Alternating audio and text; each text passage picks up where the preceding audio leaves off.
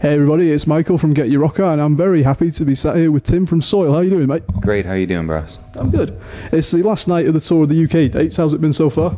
It's been absolutely amazing. Better than we could have anticipated.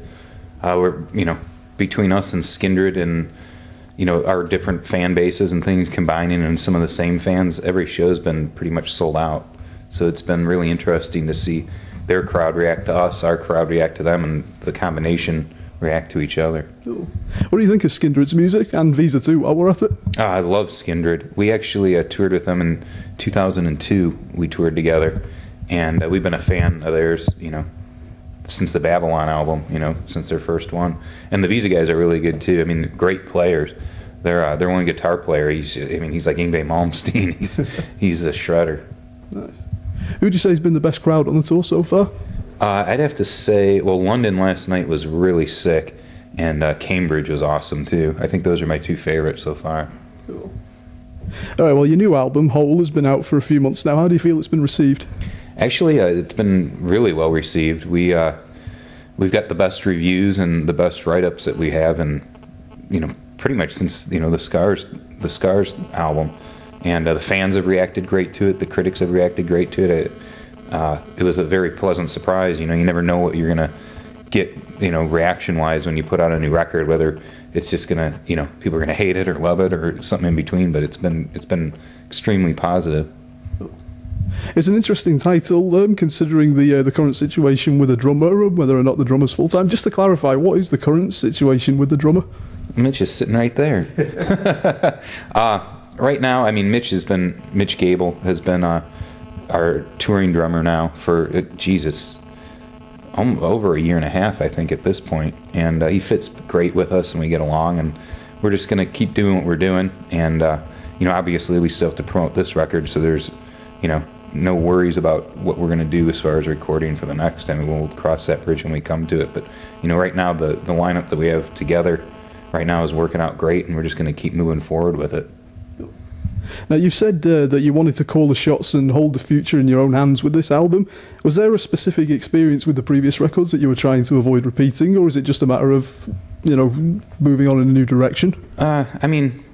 You always have that when you have a label fully funding everything, because, they're the ones that are basically fronting all the money and paying for everything for it. So in essence, they want to have their say-so and want to kind of do what they want to do. They'll listen to you for some things, but for the majority of it, they're the ones paying for it. They're the ones that want to be able to do what they want to do with it. And this time around, we've been in the business so long at this point. We've seen, where things went right with us before things went wrong, where things in the music business have gone right and wrong. So, we were lucky enough to have that knowledge and connections in order to kind of put all the pieces together and us be the ones that dictate, who we get for radio promotion, what singles we launch, what the album cover is going to be, who we go with to produce the record. So it was really refreshing in that standpoint. I read something very interesting in the press release about this album. It said that this is the album that would have come out after Scars. Is that, it's indicative of the kind of sound the bands can expect. Is it kind of a dismissal of the last couple of albums? Not really. Naturally, the last couple of albums didn't have Ryan on them, so to compare the new record to those, there's no comparison as far as, they're with different lineups. But what we really wanted to do with this record is we just kind of wanted to, just write what came naturally, which we did. And by the three of us getting back together, me, myself, Ryan, and Adam, what came out was kind of, what we were feeling in that Scars era type thing, and it just kind of happened that way. And we wanted to stay true to the Soil sound naturally, but as far as it being close to the other record, it just kind of popped out that way. Now, Shine On is a song that you've made very clear is written for the fans, and you made that clear in the video as well. How important has the support from your fans been right down the years, and especially now as you move into this new chapter? It's been everything to us, and I feel that we've always been a band that is not only appreciative of our fans, but we also let them know that we appreciate them. And we were just talking about this the other day. We've been here 17 years as a band, and we would have never lasted this long if it hadn't been for the diehard fans, that kept coming to the shows and stuck by us, even in the dark times as well as the good ones, and especially here in the UK. I mean, the fans grabbed onto us and just kind of never let go, like a warm blanket, and we couldn't say enough about it. It's definitely one of our favorite places to be, and we'd do anything for the fans for sure. On that note, I want to talk about Scars for a little bit. I have my copy here, which I bought, I think it's got to be at least 13 years now. This is one of the first albums I ever bought. Really? It really is, yeah. When people used to buy records. Yeah.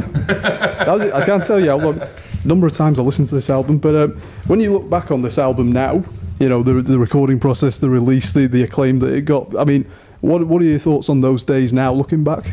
I mean, we didn't know what to expect when we put out the record.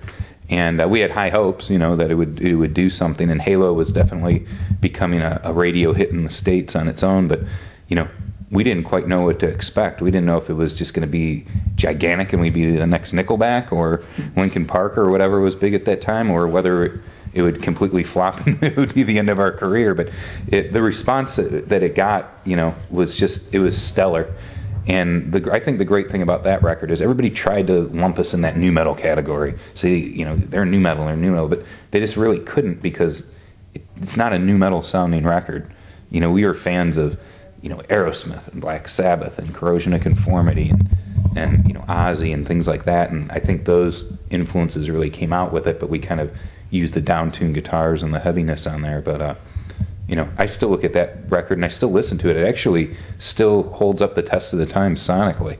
And, there's a lot of records you can go back and listen to and be like, ooh, it's really 80s sounding, or wow, that production is just terrible, from when it came up. But, I mean, that record to me today still holds its own, sonically. And it didn't have a lot of the bells and whistles that everybody was just cramming into songs. I mean, you can notice it on some of the stuff, but I think by leaving a little bit of that off, it made it more of a timeless record. It was an interesting direction in terms of the sound, because I mean, you guys come from a death metal outfit, haven't you? Yeah. Beforehand, and this is I don't want to say the opposite direction, but it's very starkly different. Yeah, I mean, the majority of, everybody but Ryan came from death metal bands, and we had been touring and doing all that with those bands, but the first record, Throttle Junkies, actually, I think it was more of a rock record, like an underground type rock record, because we were so afraid of putting the heavy elements in. It was like very rock and very southern and things like that, to where with Scars, we kind of were like, well, we come from heavy backgrounds, why are we running away from that? Let's embrace that. And that's why, we down-tune the guitars from C to A sharp, and we let some of those metal roots show out in there. And I think the combo of that by, the rock roots we had really helped that record. Now, you mentioned Halo. I mean, that song seems to have pretty much entered the metal zeitgeist. I mean, there isn't a club I go into where it doesn't fill the floor when that gets played. What's it like having a song like that and knowing that you created that? It's probably the reason I'm sitting here with you right now. But, that song, it blew up in the UK clubs. And even when we go to sometimes like little after shows, or if a venue has a club show afterwards, we go down there and they're cranking Halo and people are going nuts. And I just think that's just awesome. Do you ever get tempted to go, someone go, I wrote that, that was me? Usually when we go there, people know us and they're like, yeah, Soil, blah, blah, blah. But, a lot of people ask me, do you ever get sick of playing that song or hearing that song? And the answer, never. That song gave us our career for the most part. So, I owe my musical career to that song. I couldn't really ever get sick of it, Essentially, Scars was the first metal album that J Records released, wasn't it? Yeah, it was. We were actually the first rock band they signed. Nice. They had like Alicia Keys and Luther Vandross and O-Town and a bunch of these other bands. And Clive basically said, I haven't signed a rock band since basically Santana, or when he resurrected Santana's career, and before that it had been, I think, Pink Floyd.